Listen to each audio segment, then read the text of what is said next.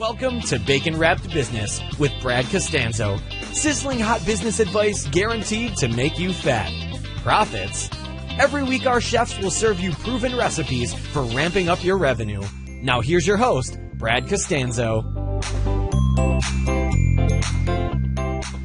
Hey there, welcome back to Bacon Wrapped Business. I'm Brad, and here on the screen with me you may recognize is a previous guest of mine, Dr. Lori Emery. Hi, Dr. Emery. How are you doing? Hi, Brad. I'm doing great. Cool. So, got something interesting to share with you all, my viewers and listeners today. So, after the original episode where I interviewed Dr. Emery about what she does to help provide life and business transformation coaching for other entrepreneurs and professionals, etc., I liked everything she had so much.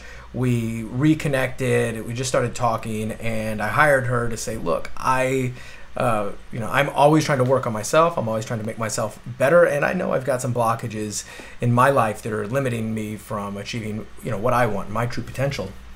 So we decided to work together, and I think it's been about a month or two, I want to say, give or take, that we've been working together, and she had an awesome idea. She said, "Brad, let's flip the tables on your podcast today. Let me interview you and maybe do this in lieu of a coaching session. And let me see if we can pull out some of your story and some of the more poignant points, both the ups and the downs." And she said the one thing is you got to be really genuine and authentic and vulnerable here. And if you've listened to some of my past episodes, I've from working with her, that's one of the things I'm trying to do is just be more vulnerable to you, the audience, but also to myself. And I know that sometimes in the past I've glazed over some of the challenges that I've had and looked at them at mountains as speed bumps, and I've also looked at some of my big wins as not so big. So that's one of the things that I'm trying to do is tap in more to myself so that I can connect with you as a listener much better, but also myself. So without any further ado, let's flip the table. Let's wrap Brad up in bacon and then and see where this goes. Dr. Emery, thanks for joining me again. Absolutely. I feel so humbled that you're handing it over to me right now, that I get to be you for this hour. Should I be scared? No. Well, it's up to you. Exactly. When I made the suggestion, I was thinking about coming onto this call today, and I thought, and this is true for me as I've gotten to know you, and I've been blessed to be around you in some of your business situations, and got to watch you in the boardroom, and I've heard a lot from others who know you on your reputation, and I thought, wow, I wonder if Brad realizes that people really want to know him.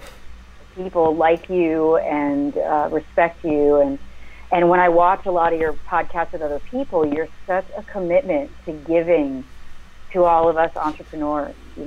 I listen to how you ask questions because you want to make sure that there's a lot of value for us when we watch. And I remember asking you when it came up that day for me to say, well, let me interview you, as I thought, I don't know if Brad really knows who he is for everyone else, and that everyone else would really love to know you on a deeper level, who's the man behind the business. And I know you're known as the connector out there in your social circle, which I do have some questions for you about that. So I just decided let's put it on camera for people, and let's just get started, and we'll see where it goes, and let people get to know who you are and what really makes you tick, and what makes your heart go pitter patter and fill up, and what are some of the pains that you have experienced and fears, just like all the rest of us. So I guess let's get started there, and let me ask you, if you talk a lot about marketing and branding, and I thought, well, that would be a great place to start, is who's Brad Costanzo, and what's your brand?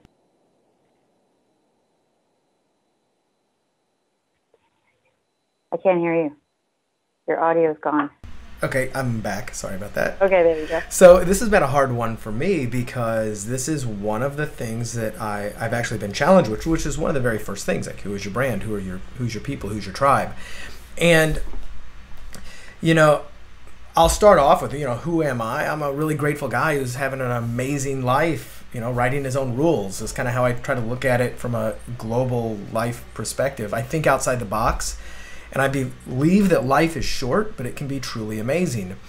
My brand is, though, something I'm working on. Like, I've been told that I have a golden Rolodex and amazing connections, that I seem to know everybody. And what's kind of funny about that is I look at all the people I don't know, and I'm like, well, I don't know them. I can't be that amazing.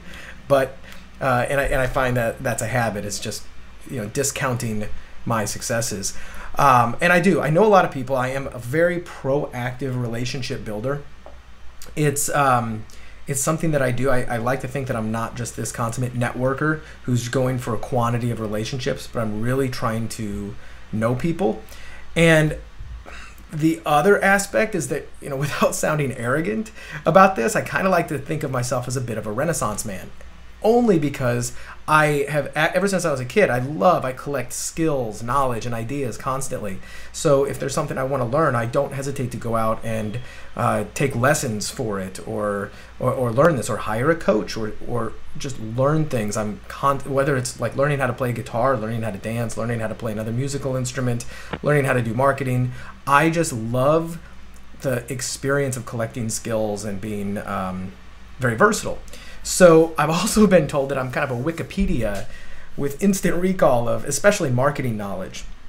And, one of my business partners, Kent, tells me, he's like, I can ask you something and, you'll say, oh, well, 2 years ago I read a book with this information in it and here's how it would apply to you. But I think I've boiled it down, and I've used this in introductions from myself before, which is that I'm a dot connecting entrepreneur. And I connect the dots both with people, with ideas, and information. And I think that is maybe the brand that works for me the most, that feels the most authentic. And why do you think, I'm going to word this in a little bit of a different way than what you said, so if it doesn't land for you, you can change it. Yeah, please do. But as you know me from our month or 2 months together, I usually do it for a reason, right? So why do you think creating connection is important to you in your life? Well, I was an only child, so raised as an only child, if I didn't create connections with my friends, I was just hanging out with mom and dad.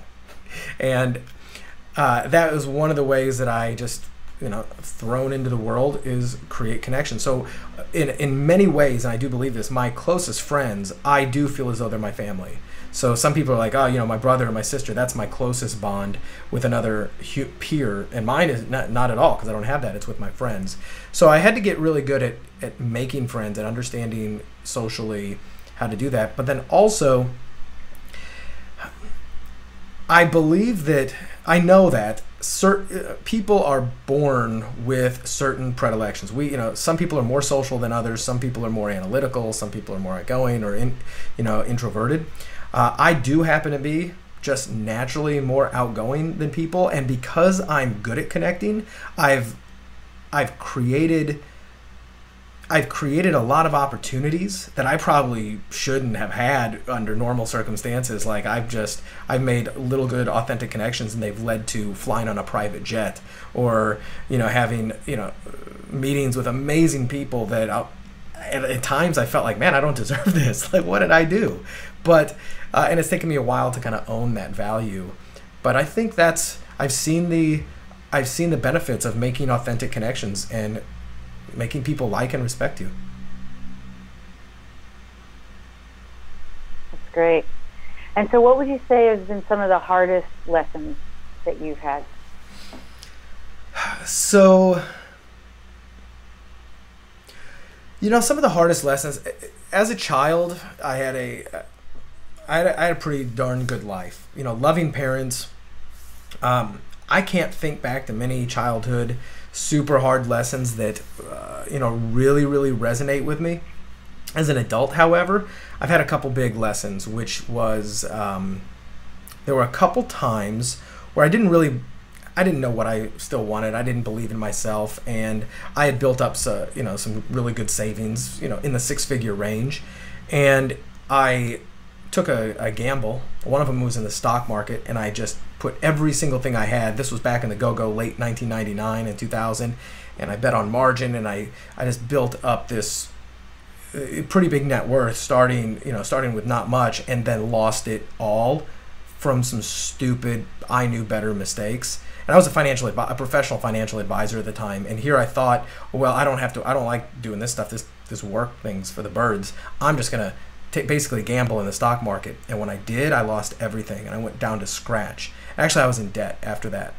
And then another hard lesson that I had to learn was that after I immediately, within a few years, made it back and then some, I did the same shit and I lost it all again, once more with a stupid investment, and I was back down to scratch. So twice in my life, I have had 6 figures in cash in the bank account, and because I decided I don't want to work so hard, I've heard that rich people invest their money and other people, their money works for them. I'm going to do that, and I got slapped down.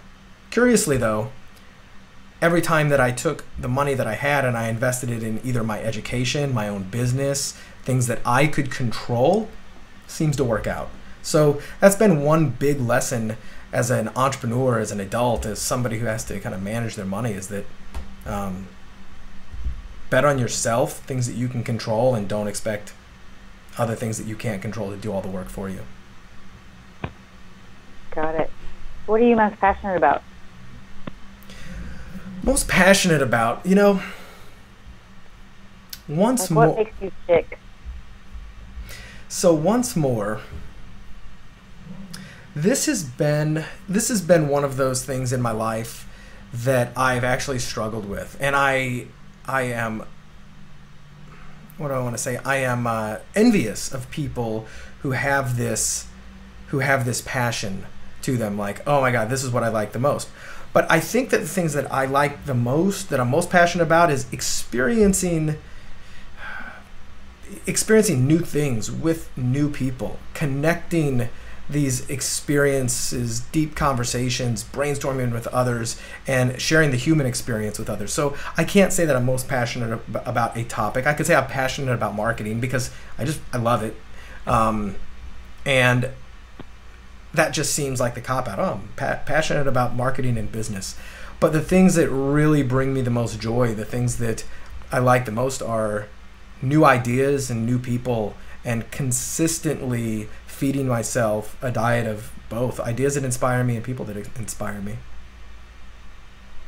Got it. So I've been blessed to learn quite a few things about you in the last few months, and I know you're getting married soon, yes, as most of your inner circle knows. Is there anything that you are afraid of as you enter into marriage? There's not much that I'm afraid of. It's been... So the folks who know me know that I've been with my fiance now, although she has only been my fiance for about 8 months, for 8.5 years, going on 9 years. So I didn't just jump into a relationship and jump into marriage, and it's been an amazing relationship. We've had ups and downs like everybody, but I feel as though we've lived together for the past 5 years, and I feel as though we work really, really well together. We have a great partnership, not just love and romantic love, but friendship and respect for each other. So I'll say, because I've waited and because I'm sure, I wouldn't say that I have any fear around that. To be be real honest. Do you have a philosophy about what you think makes relationship work? I think the thing that makes a relationship work is, obviously you have to have a mutual respect for each other, but it's really developing an empathy for who they are, how they think, and what has created those thought patterns. I've done a lot of work around this. This. I've studied neurolinguistic programming, which is, a lot of people who don't really understand it just think it's a form of persuading other people to do things. That's like the tip of the iceberg that people see, but really it's caused me to have to go back into the way I operate and understand what caused me to operate the way I do, but then also to be able to look at others in this same way and go, okay, we're all just slightly different computers with different programmers in there. And right. For me, that's created an empathy to where if Kenya is reacting a certain way, I don't necessarily take it personal. I try to put myself in her shoes and really think, okay, am I being a dick? Is this really me? And if it is, I'll full on raise my hand and say it. But when you do that, and when you're able to step into their shoes for even just a moment, I think it diffuses arguments before they occur, and it makes things just a lot easier. Plus, I think it creates that respect if it's not there in the beginning. Got it. And, that just reminded me of a conversation you and I had in the beginning of our work together, where I was getting to know you, and we were talking about creating, where do you want to go from here, and what's your vision for your life, and if you could, what we call future pacing, right? Dream into 5 years, 10 years. What has to happen for you to have a life of no regret? So what has to happen from here, and this is where you and I, your work has been amazing for me in getting this this clarity block. But in order for me to go from where I am now to where I want to be, which is living a life of no regrets, I have to get really clear on what is most important to me and what I really need to be fulfilled. Because there's a lot of things out there I look at, will this fulfill me? Will that fulfill me? I kind of think so. I don't know. And it's just not really a tangible thing. I've never dug deep enough to know what that is. Like I bought a $160,000 Audi R8 sports car a year and a half ago. And yeah, I like it, but does it bring me fulfillment? Not in any way, shape, or form. Does it make me happy? It's fun to drive. But do I live in my dream city, with a beautiful, wonderful fiance? Yeah, but I always realize that there is the things that bring me the most fulfillment are a little bit intangible. So I'm trying to get a little bit more dialed in on that. Once I do that, I have to take action on those. And this was a big thing for me. It has been for years, and it's still stuck in there. Is I have to stop playing entrepreneur and really put my knowledge to use by organizing all the resources I have, inspiring others, leading a team, stepping into a leadership position, and going after life really like there's nothing to lose. Those are the things that I have to do. It's a little bit intangible. I could tell you all the things I have to do from a business, tactical standpoint, etc. But, continue to build my brand, continue to get out there, understand my offer. But really what it comes down to doing is stopping that feeling that I'm just playing entrepreneur and not being one as much as I need to. So when we had talked about that, can I bring up some of the things that we spoke of that you shared with me that day? Because I think they're really some of the juicy stuff about you that I thought was fun to learn about you. You had said that you're confident in who you are, and you love creating value for others and being in service to others. And you explained to me that as we're starting to develop this, and I know that you want to keep playing with some of this, but one of the things that you have in your dream is that you wanted to be a keynote speaker, and I asked you why, and you said one of the things you said that I thought was certainly in alignment with your values of serving others is you said that it's a way for you to impact others. Can you still hear me? Can you hear me? Okay. Yeah, your volume just went out for a second. Yeah, that's true. Inspiring people has come up several times in your discussions with me, and your love of learning. Yeah. Like if I would have guessed what one of your answers was going to be about what you're passionate about is you just seem to, you never stop learning. No, it's funny. That's where when I'm stressed or anxious, I'll pick up a book or a info product or an audio or something, and or a video, and I'll dive through it and I'll just learn. That brings me peace, is learning new things. So yeah, that's part of it. Cool. Is it also sometimes an escape for you? It is. Is that why you said, yeah? Yep.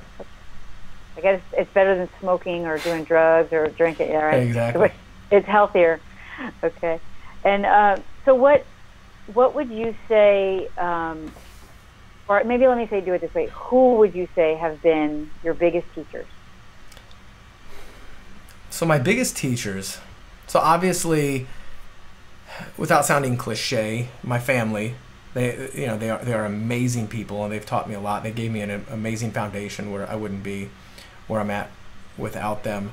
My closest friends, as I mentioned, they all have great qualities that I've drawn on in different situations. Like, I kind of think of myself as a chameleon sometimes. Like, I think, okay, what would Nate do in this situation? What would so-and-so? And I try to draw out the best qualities of my closest friends. in business, it's been kind of a mix. Some of the people didn't know they were teaching me. Some of them are dead because they wrote great books and they're no longer with us, like Napoleon Hill, and other folks. In the world of marketing, my first teacher was, well, I'll give a little bit of credit here. This will be fun because I'll share this with them. But with neurolinguistic programming, I studied with Susan Stageman in Dallas for a year and a half. She was amazing. Wouldn't be where I'm at without her. Kevin Wilkie gave me my first information product on how to do internet marketing. Tim Ferriss inspired the heck out of me with his book, The 4-Hour Workweek. I give him credit all the time because he's the one who set this kind of wheel where I'm at now, the past, 7 years, in motion. Some of the other people that I read every single thing they put out, and I try to learn from as much as possible. Folks like Jay Abraham, Stephen Pressfield, great author. A current business partner of mine was a mentor, Bob Serling. Frank Kern, Mitch Axelrod has been an amazing mentor of mine. My close friend Sean Stevenson is one of the most inspiring people I know, close friend. I look up to him. He's taught me quite a bit about what it really means to be an amazing person. And current client, friend, business partner of mine, Kent Clothier. So I've worked with Kent for the past 2 years, maybe. We've known each other for maybe 2.5 years. And he's really taught me quite a lot about everything about being a good man, family man, friend, business leader. And I've been fortunate to make money with him, from him, and also learn an amazing amount with Kent. So those are some of my biggest teachers. To list them all, we'd be here forever. Okay. And what do you think people learn from you? That's another one I've struggled with, because from who you are.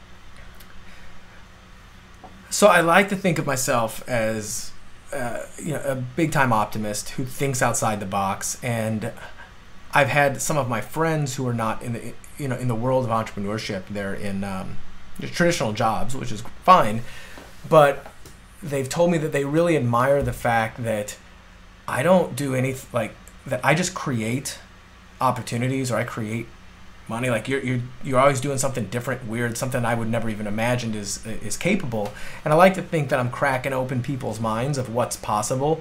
I mean, my very first business, I created a online course of me doing bar magic tricks in my living room, and made a 6-figure business out of that, and sold that business. I mean, and I was in my mid-30s when I did this, and I was marketing to people typically in their 20s, and I think I blew all my friends away going, wait a minute, weren't you this like professional financial services guy and all this other stuff? I can't even believe that's possible. So I like to think that one of the things I do is I show people what's possible, not what's probable. And I have to continue, I always try to continue to remind myself to look in the mirror and teach myself that. The other things have to do with, like, a lot of my clients come to me because I always have an insightful response to their business problem, and a solution that isn't necessarily in the box. As I said, I can recall strategies that have not necessarily worked for me, but have worked for somebody that I was sitting in a mastermind with 3 years ago, and he said this, and I just kind of filed it away in the, hey, maybe this will work space, and I can pull those out and help people dial that in. But it's also been a sticking point for me in trying to pigeonhole myself, right? In a good way. It's like trying to find that specialty. Like, why do you come to Brad? Do you come to Brad for learning how to do Facebook advertising, to learn how to write copy, to learn how to sell a business, to do whatever? And I don't feel as though I have that one specialty, except for I feel like I have the ability to kind of see around corners, to solve problems by connecting the dots, whether those are, people dots or information dots. And that may have been a really long-winded answer to that, but okay, it's okay. Where my brain just went, you said there's not much I'm scared of, and I was just I'm not sure why this popped up, but I was remembering on one of our first calls where you and I have a lot of the same skills, we just use them in different arenas, right? And so because it's probably important people know that you'll turn the tables and coach me to my stuff just as much so I can be successful. So, but I remember cutting through this stuff and seeing around the corner, so to speak, and saying to you, okay, Brad, here's your next stretch that I want you to consider. And I told you what it was, and immediately all your fears and all, you were like, no, not that. And we haven't spoken about it again. Wait, was that the Vipassana meditation? Yeah. Well, so what's funny, it's not that I'm totally scared of that. Let's tell people what it is. Let's tell people what it is. Well, you tell them what it is because you've done it. So, when we were talking, I spoke to you about, really wanting to have you break through what stops you. And we call that finding stretches in life that kind of bring up, the fears and the anxiety quickly. And so on that call, I did just that. And I said, Brad, I think the next thing you should do is the 10-day silent retreat. It's the Vipassana retreat.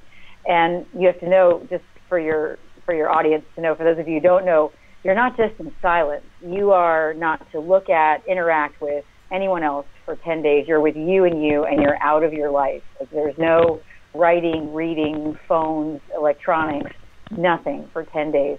And so now you tell them you're...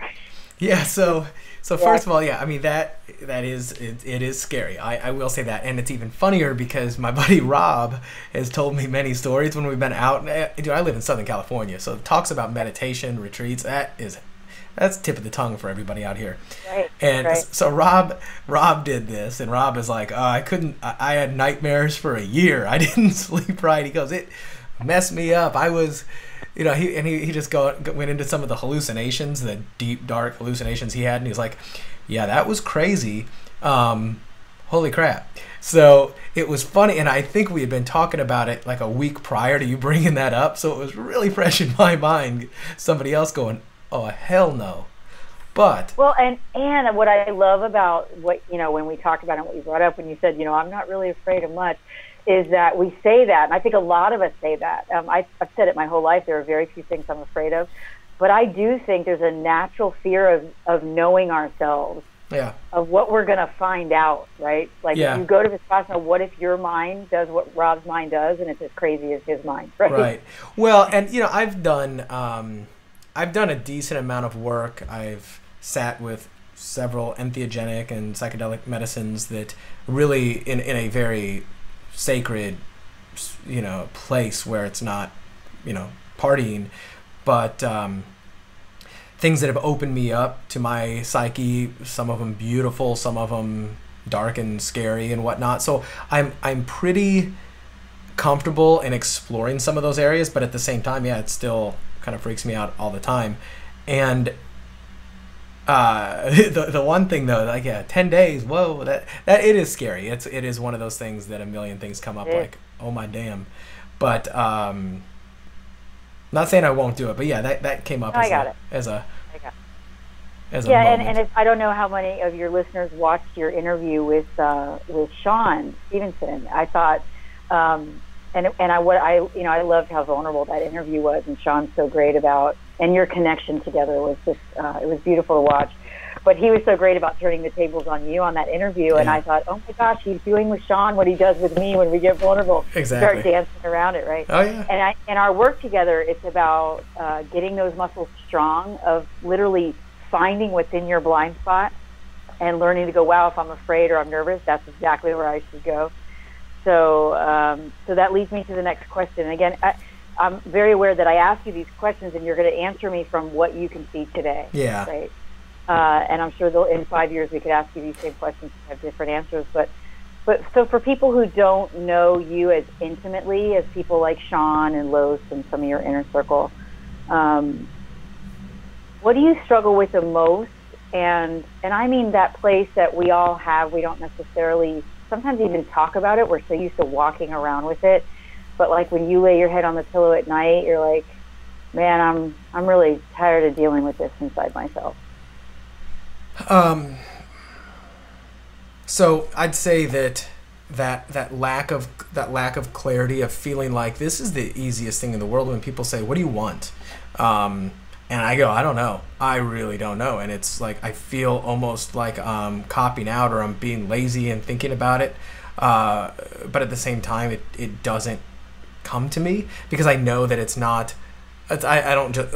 Yes, I want material things, but that's not what I want down, deep.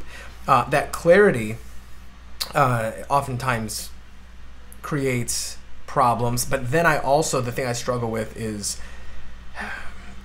I get paralysis by analysis.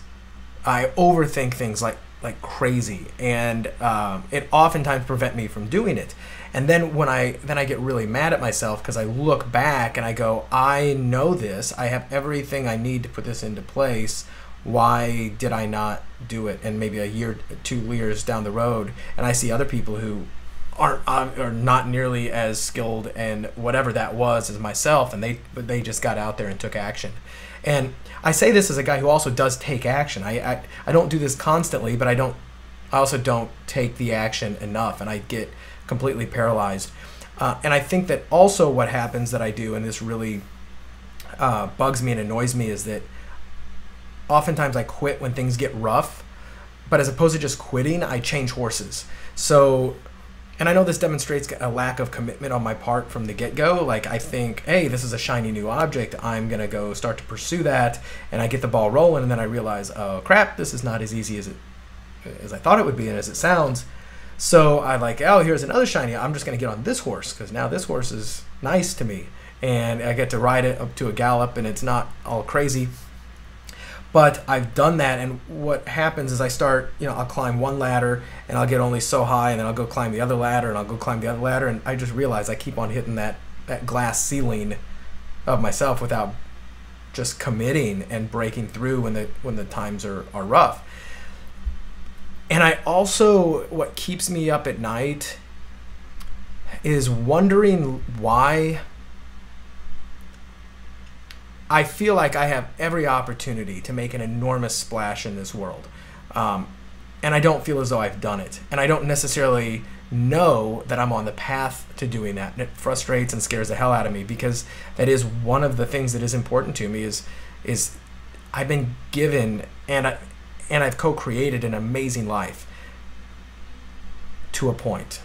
Amazing by many people's standards, and I'm grateful for it, but it's not amazing by my standard. I mean, you said this to me in the past, where, Brad, your 30% looks like somebody else's 100%.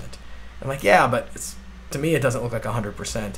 And I'm fortunate enough to have been successful enough to where I don't have day-to-day money issues. I don't have those other worries. So this is, I don't expect sympathy from anybody for, oh, look how hard he's got it, he's struggling with this stuff. But I think a lot of people do struggle with that, and I put my head down on the pillow at night and going, you're not living a life that you would be really proud of. You're living a life that you'd be comfortable in, and that's not a life that I want, because that's not the life that inspires me when I see others people have it, and that doesn't inspire me thinking about just living in the comfort zone. I love that you brought that up, because as you know, you're guiding me to create my first webinar and take my career on a whole new path. And one of the things that I'm really passionate about is how much we in our culture accept our own either bare minimum or just good enough, or what I call mediocrity, right? I call it the biggest disease on the planet. I think the difficult thing, and you brought it up so beautifully, and I hope all of your fan base really takes a look at what you just shared, because it gives them permission to go here, is I think it's more challenging for those of us who are successful by a thermometer of the population. I think it's more challenging sometimes for us to, can I curse on your show? Do it. Drop it. Okay. It's harder for us not to buy our own bullshit, because we've dressed it up so beautifully by any measures of success, right? Mm-hmm. We've created degrees and businesses and money and what have you.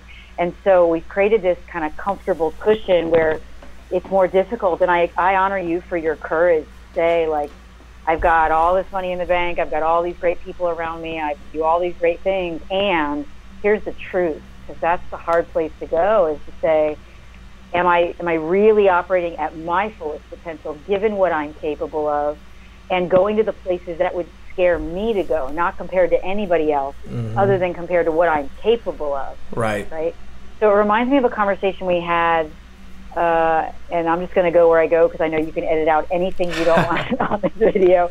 and it was a really amazing conversation as you've been allowing me to push you to this dream place and, you know, the where would scare myself.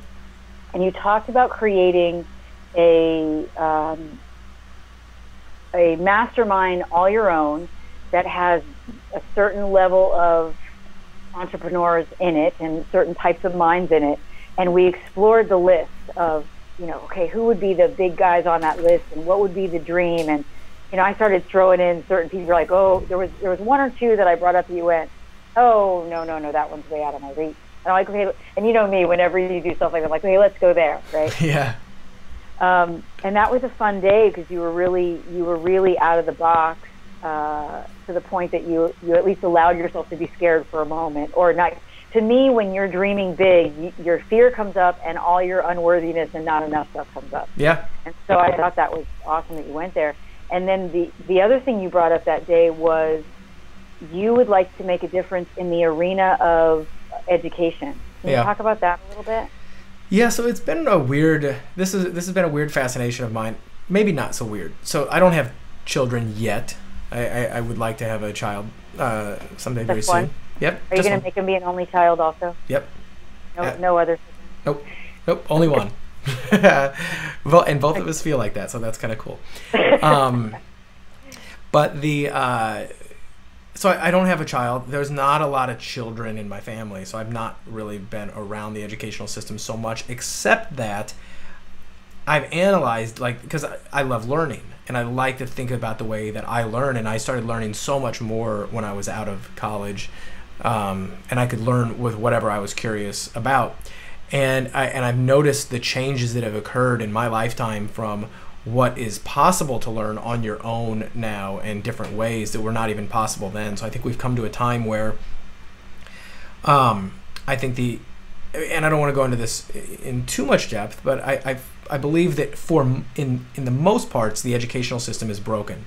I also don't think that my ideas of education are suitable for everybody, because I think there are a lot of just people who are destined for mediocrity, and they will be like that forever. I don't believe that everybody has that everybody is going to have this, amazing, life. There's going to be average people. That's why, average is a mean. But for people who want to take their life in their own hands and who want to utilize the opportunities that are there and solve bigger problems in this world, I believe that the educational system is broken.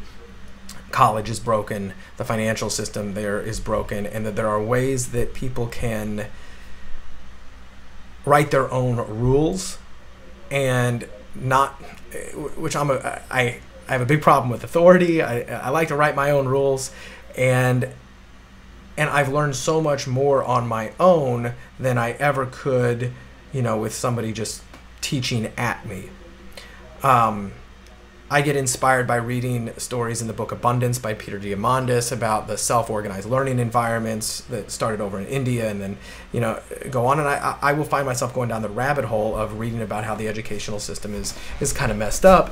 But at the same time, as messed up as that is, the alternative education system is now as good as it's ever been. And I see that is what really empowers people who want to empower themselves. And I don't have a child yet, but when I do, I have already been given a lot of thought to what is one of the coolest ways that I can alternatively educate this person. And I don't want to use the word homeschool because that might not be it, but create opportunities for them in ways that are totally, to the beat of a different drummer. Awesome. And where did this passion start? You know what I love about you? I got to tell you this. Is if I ask you a direct question and I make you think about it, right? There's where you'll minimize it and you go, I don't know, I don't really have a good answer. Your judgment probably gets in the way of you answering. But if we're just rapping about something that's true for you, all your passionate stuff starts coming out, and it's really neat because you speak into it more naturally. So I hope your viewers appreciate that about you. So where did this passion about the education system come from? Was it about what you struggled with your own learning? It might be. I don't know. There's no root. There's no root of it. I've actually thought about why do I really care about this so much? Yeah. Yeah, and I think it's because, so I remember when I heard this term, the autodidact. You know what, have you ever heard of that? Autodidact? So AUTODIDAC, whatever, is somebody who is like on themselves, like themselves, and didact is to learn. And I think it's like a Latin thing, but it's somebody who learns on their own, who takes the initiative to learn, to seek out information and knowledge. And in the world of information marketing, which I've spent a decent amount of time in, I feel as though the people who buy home study courses, the people who buy books, the people who buy nonfiction how-to stuff are autodidacts. They realize that there are answers out there that people are providing, and they're like, okay, the answer's out there, I'm going to learn it, I'm going to read it. Whether they take action or not, they start. That's a totally different story. But anybody who purchases home study courses, anybody who listens to nonfiction business-related podcasts are trying to learn and take their education in their own hands, because there's a lot of other distractions out there. There's a trillion-dollar industry in entertainment of all the other things you could do. I mean, you could be listening to comedy or music or whatever, but if you spend your time listening to podcasts, for instance, hey, you are learning on your own. So that I'm like that.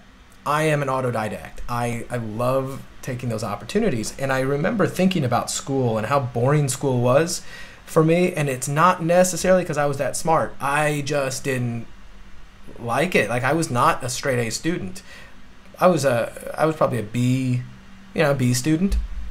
And many times I would sit there the night before a test, and I would create the perfect cheat sheet, and I would want to cheat, not necessarily because I thought I had to, but because it was more of a challenge to cheat than to do this other stuff. To get around the system. Right, yeah, I love bucking the system. Do it your way. Yeah, very much. Right. So, and what I would find out is after I'd have the cheat sheet stuck in my shoe or somewhere else, and I'd realize that just by creating the cheat sheet, I didn't need the cheat sheet, right? Because I learned it. Because I spent so much time learning in my own way. Yeah, it wasn't about the cheating. Right. And then I also got really frustrated at certain things. Like, I'm not interested in, I don't know. I don't even remember what it was. Like, chemistry. I'm not interested in chemistry. Why do I have to take like 3 chemistry classes and do all of this other stuff? Why are we suppressing people in order to make them more well-rounded? Like, I've never thought of this metaphor before, but, the whole, make somebody a well-rounded individual, send them to all these different prerequisites in college and all this other stuff. Well, when you take the edges off of people, you take off the parts that sometimes that edge is what punctures through and allows them to make a real dent in the world. If everybody else is just a round, shiny ball, then nobody has any edge to them. So I really think it's important to take somebody's natural predilections, because we all have them, and accentuate those. And I don't know, I it's just one of those things, because I like learning. The how to learn comes up, and I think what I want to put my child through that system that just spits people out like I was spit out, although I turned out well, I think. I'm like, well, what if it was different? I don't know, but I'm willing to experiment on my unborn child. I say that now. But don't we all? Yeah. Don't we all experiment on our children? Yeah, and so, I was thinking as you were talking about your interview with Vinny the other day that you sent to me, and I thought when you said you'd create the cheat sheet to get around the system and to do it your way, and I thought, well, is that why you became an entrepreneur? Yeah. You and Vinny talked about how we get to jump to the front of the line. Yeah. Oh, absolutely. I'm that guy. I am absolutely that guy. When you're in line, not in line for on the road, there's like 2 or 3 lanes, and then there's the exit ramp road, and there's a really long line for the exit ramp. I will go over there. I am that butthole who gets up there and just waits for somebody to let me in, because I know they will let me in and I don't have to wait. Yeah. I'm not causing that. And then obviously if everybody did that, the system would implode. It wouldn't work. But guess what? Not everybody does that. And that's what I was saying earlier. The average person, there will always be a mean in society. You will never get rid of complete poverty. You will never get rid of mediocrity. But you can take the people who want to and give them the opportunity to climb out of it. So I'm the same way. It's like, look, I'm not harming anybody per se by going up there and jumping to the front of that little line. And I'm not harming any. And I could probably talk about this for a while, but I also have the belief, like in school these days, everything should be an open internet test. for the most part, after you understand the basics. But we are suppressing our ability to stand on the shoulders of giants by making us start at the bottom again. It's like, okay, you have to understand all your multiplication tables. You have to understand all this stuff. Yeah. We will never be without one of these in our pockets again. We will never have that. So stop solving, the same problems that we were solving 100 years ago. Yeah, the system is antiquated. I mean, sure, you said it to me 100 times in developing myself as an entrepreneur, and I think those of us who are entrepreneurs love it because it gives us freedom to be who we are. I think did you send me the article on the Ferrari brain and the tricycle brakes? No, but I think I've read you the article. I think I sent it to you then. One or the other. I thought. Yeah. Yeah. As an entrepreneur, I think every one of us should read it because it gives us permission to be who we are and like really full out, like appreciate. I think our brains do work differently. Just right. Out of the box, what have you.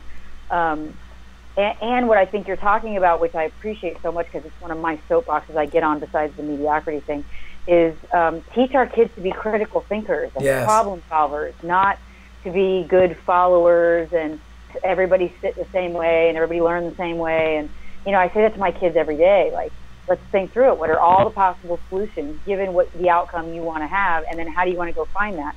And I love what you've taught me along the way, which is don't reinvent the wheel. You and Dan Martell talk about it all the time, all the other, like, go find someone who's done it, and you guys call it repurposing. Borrowing brilliance. Borrowing brilliance and then put it into your own stuff. And, by the way, however, I don't always practice what I preach there, as in many things. I am a tinkerer. Vinny also talked about this. I am a tinkerer. I will take a proven process and try to add my own spin on it just because I want to add my spin on that. If you give me a process to follow, I want to claw my eyeballs out. Like, I am not a process-driven person. I can potentially create processes, but I hate nothing more than following something step by step by step because my brain's always like, I bet you could do this, and what if you totally did something different here that may not work, but it satisfies my ability to tinker. And I tell my clients, you included, don't do that. Just, don't reinvent the damn wheel. Yeah, you keeping me on the one thing makes me crazy. Like, I keep wanting to go over here, and I got this idea over there, and like, so create this one thing, and I'm like, Jesus, I want to pull my hair out right now. Right, and I need people to say that to me because I'm whenever I tell you that stuff, it's me telling me that stuff and trying to remind myself, like, yeah, you know this stuff, idiot. Like, yeah. No, I have people on, I always say not only be the dumbest person on my team, but have everybody on my team who's opposite of me. And I have a question for you about this part because I relate to you in this way where I think us visionaries and entrepreneurs have all these great floating balloon ideas all the time. And, our brains never stop. So I have people on my team that just ground me and keep my feet on the ground, Mm-hmm. And I've learned to create my own system of, and until this person tells me I have the go button, I've learned to be a little better about that. But how do you tell the difference for yourself between visionary, excited, the kind of energy that goes on? I don't really have to explain it to you because you're an entrepreneur like me, and those who relate to this will get it without much of an explanation. But how do you tell the difference between all that constant energy that us bright entrepreneurs have in our brain versus being ADD? That and when I say ADD, I mean that really like gets in your way of being successful. ADD. Oh, I battle it like crazy. I mean, it is a constant battle because I am ADD. It's And do you call it your superpower like Dan and that with the guy who interviewed him? I forgot his name, but I do. Because I mean, it's a superpower and it comes with a lot of catches, right? But that energy, so I know myself enough to know that I will focus insanely hard in short bursts of time, and you will sit me down, especially if it's a creative project or whatever, and I will sit down and I will be a laser in there. You cannot peel me away from whether it's the computer or whatever I'm doing. But when you do pull me away, maybe like the next day I'll be right back at it and I'll be boom, boom, boom in these short bursts, but over a longer period of time, it will immediately, like I've just used all the gas in the tank for that thing that I'm focusing on. That's why I'm not a good manager. I am not somebody who manages processes very well because of that same thing. I need the novelty. I need the We're like adrenaline junkies. Right? I'm an adrenaline junkie, absolutely. And I'm really good in creative bursts, but then my brain, it's like it won't go back to certain places after I've done these creative bursts. That's been a big problem for me. But how do you compensate? Or do you not worry about compensating? You just move on? I don't know if I effectively compensate, to be honest. That part might be broken, but I try to be cognizant of that and not take on too many tasks or projects that are going to require that. And from the get-go, because I know now my patterns and how I will work, I try to set myself up for, okay, who else can I bring on once this thing gets rolling? And who else can I have to help create this, to help pick up where I leave off, clean up my mess Would you say that's one of the biggest things you've had to learn to overcome to be a successful entrepreneur? Yeah. In yourself? Yeah, and it's one of the biggest problems why it's hard for me to get clear or commit to one career path is because I like novelty so much. I like so many new things, and just the idea of being in one business for a while makes me go, ooh, yuck. Yeah, no, I relate. Even as you're having me develop this, I'm working on the one product of Transform Your Business, and you're having me create this webinar. So I'm gonna confess right now that behind the scenes I've got 6 products, right? And behind the scenes I'm doing like all this other stuff because I'm like, okay, well while we're focused on that, I have all these other great things that I've developed, and like it feels strange to just dabble in that one thing. And I've had several careers just because I can't, as I grow and evolve, I can't sit that long. Like every 5-7 years I change careers. Right. They're all related, of course. So have you? What's the longest you've done one thing? Or have you ever done one thing? No, well, the longest is maybe a couple years.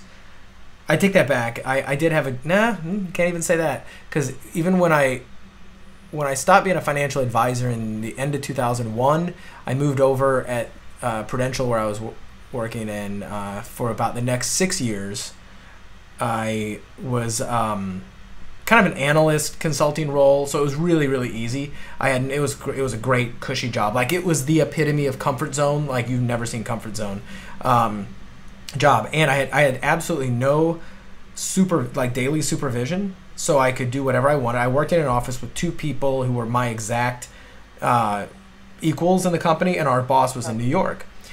And we were all like, this is like the fox is not guarding the hen house, and we'd watch TV during the day. We'd get our job done, but it was just like, this is the greatest thing in the world. And I was making good money, so I could not leave it. It was total handcuffs. But at the same time, I was never fulfilled. They were really fulfilled doing whatever they did. But I started doing real estate investing then. I started doing, I picked up another like independent sales position. So I'd leave during the middle of the day once we had cell phones. I'm like, hey, I'll do my work there, but I'll leave in the middle of the day and go sell other stuff to try to give myself a leg up. So I was never just doing one thing. Right. And then when I got laid off from that job at Pru, I had income already there. So I always had a backup plan. So it's really hard for me not to be doing multiple things at once. Got it. And I like that about me, and I hate it at the same time. This mainly applies in business for you because you've been in your relationship now how long? Almost 9 years, and it's been good and faithful. We've never broken up. It's never, it's a normal, healthy relationship. I did not have a problem committing there, so which is good. Yeah. Right. So at least it's not in everywhere in my life. Yeah. Do you notice out in life when your ADD kicks in? Do you notice that you're distracted when you're amongst people? This starts happening. like all of us, funny. Right? My first in-person experience with you, other than the interview, was in the boardroom, and so I'm curious about people, and so I tell you this a million times. I was watching you at the side of you were standing there while Kent was talking, and I thought, I wonder what Brad's thinking right now, because I could tell your brain was like moving, and I didn't know you were ADD at the time, and sometimes on our calls I can tell where you are for the day based on like kind of what you look like or what I hear in your voice. So what kind of things like frustrate you the most, and I don't mean about you, but like about life? Oh, what kind of things frustrate me? Not about me, about life. Let me think. Nothing really comes to mind. I don't really get that frustrated about life. I get frustrated when technology doesn't work like I want it to. I get frustrated when I get frustrated with the most is when I do have momentum on something and there's a block and I have to wait for somebody or something to happen. It could be a slow computer, right? But because my brain is moving 1,000,000 miles a minute and I'm like, go, go, go, go, go, go. And it's like I need that momentum because I operate very well at a very fast pace. That if something stops me, that's the most frustrating thing for me, is that losing momentum. I'm dealing with something right now where I'm waiting for somebody to approve some stuff, and it's like it's stopped my momentum. So when you stop my momentum, my attention starts to drift elsewhere, and that's never good for Brad. We lose you. Yeah. We lose you. So that's frustrating.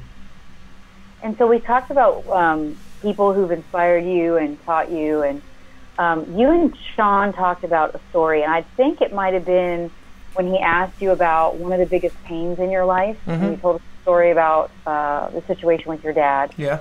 You had moved, and he didn't think you had made a good decision. And you talk a lot about the great relationship you've created with him today. So is that story that he didn't ask it this way? I was going to say, what's the saddest thing that's ever happened to you? You know what? If you look at the word sad, so I've lost people like to death. I've been really fortunate that I've never lost anybody who was like so extremely close. It felt like they got ripped out from my life like too early. My grandfather passed away. I got 3 grandparents still. My grandfather passed away years ago. He was in his 90s. So as I said, it was sad to lose him because I loved him very much, but it wasn't like it was ripped away. So I've had sad moments. But the saddest thing I've went through probably was that when the term sad came up, because it was a time where I was really happy doing cool things and I was proud of myself, and then at the time my dad didn't approve, and and his disapproval became like it felt like disgust, like I can't believe you're doing that. I'm not even going to talk to you for a while. And I got nothing to say. It was as if I had done something 10 times worse. I didn't even think I was doing anything bad. It was just like, hey, I get it, but I would kind of expect you to be like, hey, this is okay. You're doing what you're doing. I still believe in you, but I think you're screwing up, but I still love you. That's kind of what I would have wanted to hear, but I didn't get that. And I think a lot of people can relate to that feeling of having somebody that they really love not believe in them or not give them the support they wanted at the time that they most needed it. At the same time, it took me a little while to do this. It was harder to do it at the time, but I got really good once more at empathy and putting myself in somebody else's shoes and understanding that everybody's behavior has a positive intention for them. So a positive intention for him was, I want to protect my son from the mistakes that that he could make, and that the world will screw him up, and all this work that I've done, he may be getting is he not listening to me? And I could see it was probably very frustrating for him, and the resources that he had at the time where I'm just gonna shut off before I say something, because maybe he was worried, maybe he did want to tell me some stuff and scream at me and yell at me and give me his point of view, but maybe he was worried that would do more damage than just being silent, right? So I don't know. We haven't actually had that conversation, but maybe it was. And if it is, that's cool. I forgive him. I forgave him years ago, and he's one of my absolute best friends now. So that's been repaired. But it was a moment where I was like, wow, I was a damn good kid, and you're just gonna like ignore me now because I didn't do what you wanted me to, and you've known me for 22 years. I've never done exactly what you wanted. So yeah. Anyway, so when you'll get the rest of that lesson is when you have your son. Totally. And then you're on the receiving end of that, Totally. and then you'll have an experience. You'll go, oh, this was it. Exactly. and I kind of put myself there, like, what would I do if this was my son and he was doing this stuff? It's like, I get it. So I can't fault. I don't fault people necessarily for the reactions. And that's such a cool thing that we've talked about this. There's a fine line between making sure that we own the feelings that we had at the time, right? And one of my careers was the mental health profession, and then I've since left that because I so believe in empowerment coaching for people to really move their life forward and not be a victim to their past. So I love that you talk about it that way, because I do think that it's so important that we grow ourselves up and not only own what we felt then, but reframe into, okay, now that I'm an adult and I can put myself in my parents' shoes, you know, what's going on for them, because and you don't have this yet, but I think you have enough empathy to get what I'm saying. And I know after having 3 kids that you're just this human being trying to raise these kids, and you're doing the best you can, and it's challenging when your stuff comes up in your parenting. So totally, I'm sure it's cool for your dad that you can speak that way and develop a friendship. And that's the work, is not being a victim to anything as much as possible. Yeah, exactly. So given that, as an entrepreneur, what do you think you have to learn? These are my words, so if they don't fit for you. I believe to be a good entrepreneur, you know, Barbara Cochran talked about be good at dealing with failure. That's her thing. It's one of her things that she talked about a lot, which I love. I absolutely love it. And some of you guys at the boardroom were talking about, I don't remember who said it was, just get your first failure out of the way so you can learn to tolerate it, right? And then just move on. So those are examples. What do you think you have had to learn to tolerate to be a successful entrepreneur, or what do you think entrepreneurs in general, we call it the entrepreneurial mindset, right? What do you think for you, what are the most critical pieces? Well, yeah, the dealing with failure. Luckily, I failed at multiple things, and I've even failed to the point, as I said, where it put me down to 0. I've luckily, I even think my lucky stars that I haven't failed to the point where it actually put me hundreds of thousands of dollars in debt, where I raised a whole bunch of money or did something like that, and all I did was cost me money and took me to 0, as opposed to, you know, the other. I have a lot of respect for people who dug themselves out, but getting comfortable with that, getting comfortable with letting go. Vinny actually talked, I don't know if we brought this up on our last podcast, but he said this in the past, and I really like it. He goes, you got to get comfortable with handing the reins over to somebody who is 70% as good as you. So that's really hard to do, because you know you're good, you've got all this stuff going, and this is your baby, you birthed it.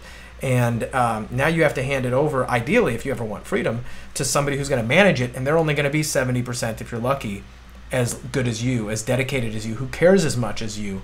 And that's one of the reasons they won't be as good as you, is because they don't care as much.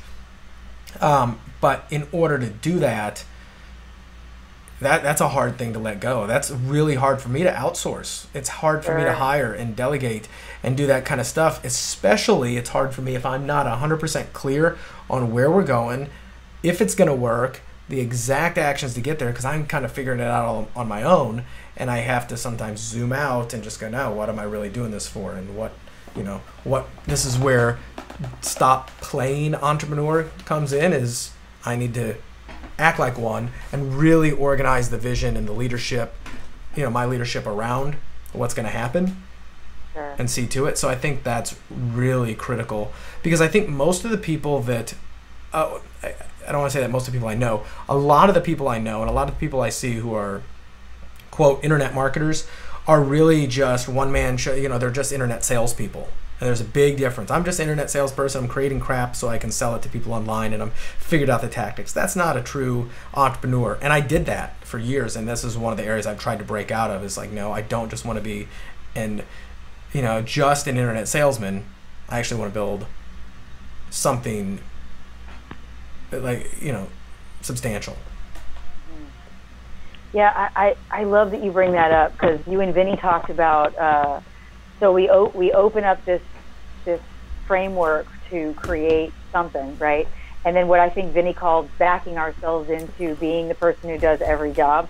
And I remember back when I had first met Rich and we were doing some work together, and he put the chart on the board in front of the students we were working with, and it was every road led back to you, right? You're the manager, you're the secretary, you're everything. And that was when I realized at that time I was running a different business, and I was like, wow, I own a job. I'm not an entrepreneur, I own a job. It was a really sad day. I'm like, no wonder I'm stressed, and no wonder I hate this. It's true. It's a really hard one to deal with, but it's a transition that has to be made, and it's one I'm trying to make right now in my own business. Yeah, and it's what I said to my family when I kind of turned everything upside down, because you can't unring a bell, right? You can't not see it.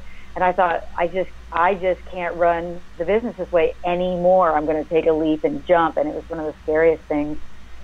for me. But so what do you, given what you're saying, you have had to learn to tolerate and what you want to create, is that what's next for you? Building this big something? Yeah. So is it just a matter of mapping out what the details are of what that is? Yeah, it really is. I've got certain businesses that I'm working in or on at the moment. So sometimes there's loose ends I have to tie up. Other times there's things I have to decide. Am I moving forward with this or not? There's new ventures that I'm in the middle of potentially doing, and it's kind of trying to get my brain around, all right, which ones, like I may have to eject some stuff that I don't really want to eject, but I may have to in order to, get what I really need. Sure. And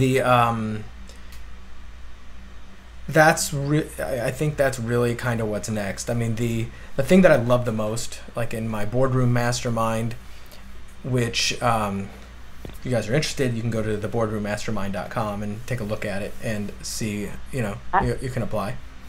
But yeah, and I could tell you, just if I could give you a little plug there, because it was really amazing to be in that room and to be amongst the minds that were in there, and everyone was just such a giver. I mean, I still keep in touch with some of the guys that were in there. That's great. Just good people, successful people, and in such a short time, have everyone giving like that to everybody else's business. It was amazing. So. Yeah, it's a environment I like to create, and I'm good at it, and it does bring together my skills of connection, authentic connection, but also my ability to solve a lot of problems based on my knowledge. So I don't just come to the party with a hammer. And I think that's like, maybe that's my brand. I don't just, because, they say the man who's only got a hammer, everything looks like a nail. Like, I don't just have a hammer, I have a lot of stuff. I may not be the best with the tools, but I got all the tools. So that is, creating a more experiential environment for entrepreneurs to connect, share ideas, share thoughts, solve problems, and which creates opportunity for me as well, is one of the big directions that that I wish to go, as well as sharing my knowledge, the specialized knowledge that I do have with others to inspire them to kind of break out of their own either comfort zone or their own ideas of what's possible for them. And, if the stuff that I say resonates with them, invite them to follow me, which is what I do on this podcast. Follow me, maybe I can shed some light on what works and what doesn't. Gotcha. And so as we start to wrap up today and close this, I know we both have some time commitments. I'm curious let's do a fun one. Like, what's one of the craziest, I want to say dumb, but you called some of your financial downfalls dumb. So I'm worried that you'll talk about that. But what's one of the craziest things you've ever done in your life? And you're glad you did it. So one person's crazy is not necessarily another one's. But I'll say some of the most daring things that I've done. So when I moved to Orlando after college, I grew up in St. Louis, went to college in Illinois, and right after college I didn't have a job, and I drove down to visit a buddy of mine in Orlando who worked for Disney, graduated a year before me. And I didn't go home for 9 months. Like, I packed my bags for a week, and I told my parents, hey, guys, I've been home for a week. I'm going to go down and visit a buddy. And I called my mom like 5 days later, and I said, hey, I just got a job at Disney. I'm making $5.95 an hour with I graduated cum laude with a degree in finance and economics. And that's where, obviously, my dad was like, WTF? But I didn't go home for 9 months. I slept on the floor for a while, and I just said, screw it, I'm going to do it. And I did it, and it was one of the best decisions I ever made. But people are like, how'd you just do that? Like, you didn't have anything going on, you just did it? And I was like, yeah, I did it. So it was crazy, but it was one of the best leaps I've ever taken. And then at the same time, when I moved to Dallas, I had a great 2.5 year run in Orlando, and I had great friends. And at the time I was doing okay. I wasn't still making minimum wage, but I was doing better. And then I got a wild hair, and I was like, I want to move to Dallas. I've got a friend who lives there. I've never been, but I think I'm going to move. So I moved, like, within a few months. And then, taking those big leaps have been good. The two other crazy things that I've done, which was I started reading a book about real estate investing when I was back at my regular job. And it was literally, I had heard about people making money with real estate. I Googled real estate investing. I think I found this guy named, I think it was Dave. I don't even remember his last name. I bought his course. I got like a quarter of the way through it, and I learned what foreclosure means. And then I heard somebody that I knew talking about, she knew somebody who was in foreclosure. And I was like, cool, I'm now an expert in this. I've read 38 pages of this book. What's his number? She's like, well, he's my husband's, something like, he knew my father-in-law or whatever, and he's 85 years old. I was like, I don't care, give me his number. She goes, he lives in Switzerland, and he's got a really thick accent.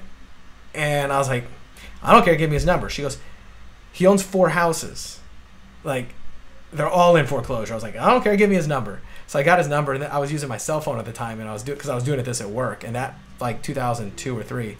So I called the guy up, and I just started chatting with him, and using my best, I'm a serious real estate investor voice, and I got the addresses of the places he owned, and I went to the courthouse, and I saw how much he owed on them, and then I did a little bit of research to see how much they're worth. They ended up being worth like he owed like 40 or 50,000 on them. They were each worth like 100 to 120,000. So now I had already lost all my money in the stock market, and I was probably $10,000 to $15,000 in debt at the moment on credit cards. And I called my dad, and I put an offer on 3 houses to buy them at once. And I called my dad up to say, hey, Dad, I just made an offer on 3 houses that got accepted. I didn't want the 4th. And I have no idea how I'm going to get the loans. Like, I didn't even know. Like, now I know a million other ways to get these things. I was like, I'm going to apply for traditional financing, and I need down payments assistance. And can I borrow like $30,000? Like, I needed a $10,000 down payment for each one. And he did. He gave those to me. And I bought them. And then my dad, this was one of the greatest healing experiences that I'd had, is because this was a few years later, but my dad came down to Dallas, and we rehabbed the houses together. Hired like 2 contractors, and that was it. We did it all ourselves, and that was amazing in 3 weeks. And then, I sold the houses, made about $100,000, $120,000 back. So I was like, yo, I'm back. And then the most recent crazy thing I did about a year and a half ago is I bought a $160,000 automobile, my Audi R8, which I love. But the reason I bought it was a little bit crazy, because although I can afford it, I would never buy that car just for giggles. Like, it's not going to get me another girl. I've already got a girl, right? So is it going to get me paid as a professional? Maybe, but I was talking to a buddy of mine, and he said that he owned some exotic cars up in LA, and he happened to supplement the payments on them by renting them out on consignment through a rental agency, and he was basically paying for the cars. And I was like, that's amazing. I got to look into this. So I called up the local exotic car rental agency, and I said, hey, I'm a car collector. I'm not. I'm thinking about buying a new car or 2. What do you guys really need right now? What's in demand on your lot? And he goes, oh, we need a Lamborghini, we need an Audi R8, etc. And I said, great. So if I buy this, do you have a consignment program? And they said, yes, we'll pay you 50% of what we'll rent it out for. I said, great. What do you think you could rent it out for? And they said, $1,000 a day. So I did the math, and I was like, cool. I was just fishing. I didn't even know I was going to do it at the time. I was just like, hey, he gave me a good idea. I'm just going to go hunt this rabbit and see what the company says. And the next thing I know, like, I was kind of just like screwing around, and I was looking, and I found a great price on this R8, and I bought it. Like, I literally, within a month of having this conversation, I bought a really expensive car, and on the hopes, like, I could have afforded it without doing this, but it would be stupid. I can use the money for a million other things. And but I did this really just because I wanted to hack or cheat the exotic car owner market, because now when I actually get more fun out of telling people that I literally don't pay for my car. My car pays for itself, and I've got like a 5-day rental coming up here in a couple weeks. That'll pay for 2 months of my car payment, right? So I have more fun because I broke the rules. The rules are you're supposed to work hard and save and make all this money and then spend it wisely on your car only when you can afford it. And I'm like, hell no. Like, I own this car, nanny nanny boo boo, and I don't pay for it. So that was crazy though. Like, because literally, if there was no demand for it, if this didn't work out as well as it could have, I would have been sitting there with an expensive car that I didn't really need, and I'd be like, this sucks. But it turns out to be a year and a half in, so far so good. As I said, I've not dipped into my savings account for a single car payment, and I drive my dream car. So that's great. That's fun. That's the first time I've told this story publicly, by the way. So that's a great story. Yeah.